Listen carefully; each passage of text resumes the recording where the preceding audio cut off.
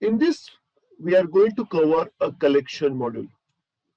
So collection module is one of the type of a container. So like we have container, set, list, dictionary, tuple.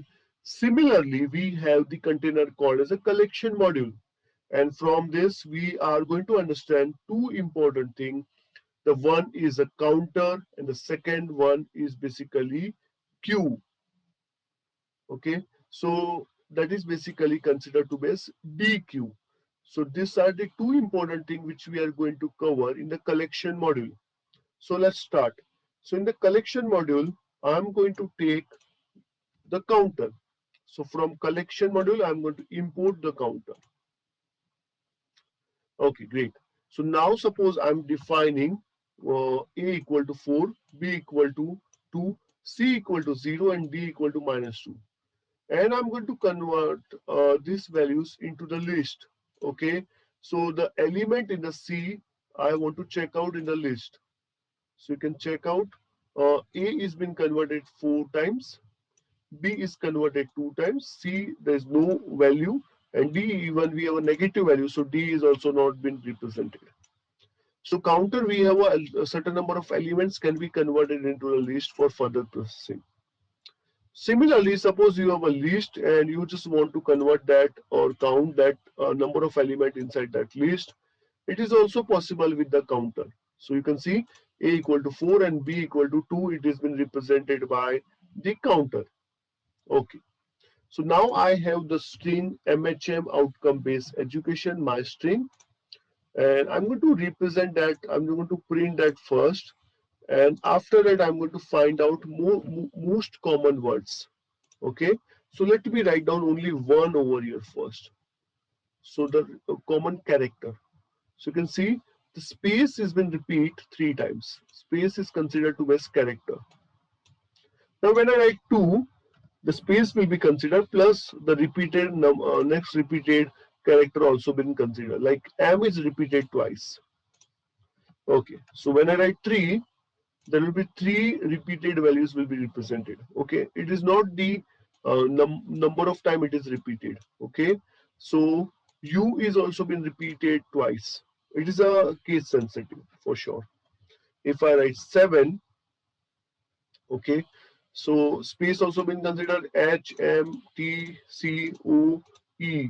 E is repeated. If you write 10, so all the repeated characters can be found out uh, using the most common words. You can see now the H is equal to 1. So now it is going to say not the repeated one, not the repeated one. It is going to say the single values also. Because up to 9 there was a repeated values, repeated characters. And after 9 there's no repeated, so it is going to give you a single value also. So common characters you can find out using the counter method. Okay, now let's go and try to convert this into the DQ method. So this part we will take it at the end. Okay, so let me take it at the end. Okay, or after this also we can cover it up. Okay, first we will try to understand this one. Okay, let me delete this. So first we have the collection and we are going to import a counter method. Now I'm going to use one more method, one more thing that is called regular expression. Okay, now this regular expression basically works on the sentence like this. And so this is a company, the basically the paragraph is given about Google, Wikipedia search. Okay, and I'm going to find out which are the common words inside that. Common words, not common characters. So I can do that using common method again. So the words which I'm going to find out using a regular module. So regular module will going to find out all the words. So this total part will be converted into regular words. Okay. And when I run this, it is going to tell me the and is repeated thrice. And if I go for two common words, it is going to say is repeated twice, and so on. If you increase the number, it is going to say the different words which are repeated how many times. Now I'm coming to the very special part, and that is a container part of the collection, and that is called DQ. So in the normal queue method, you can enter the value from one side. But in the DQ method, you can enter the value from any side. Like you can add the values from left side also, from right side also. So appending is possible in left and right also. So I'm creating a queue with some values like this. You can use a single quote or double quote. Okay. So this can hold the value in term of a string, float, okay, or integer. So DQ is created and a keyword you can see.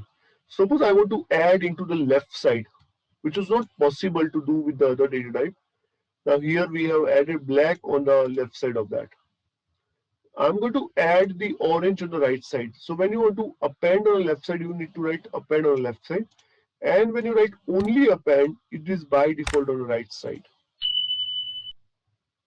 Okay, you can check out the right side, it has been added.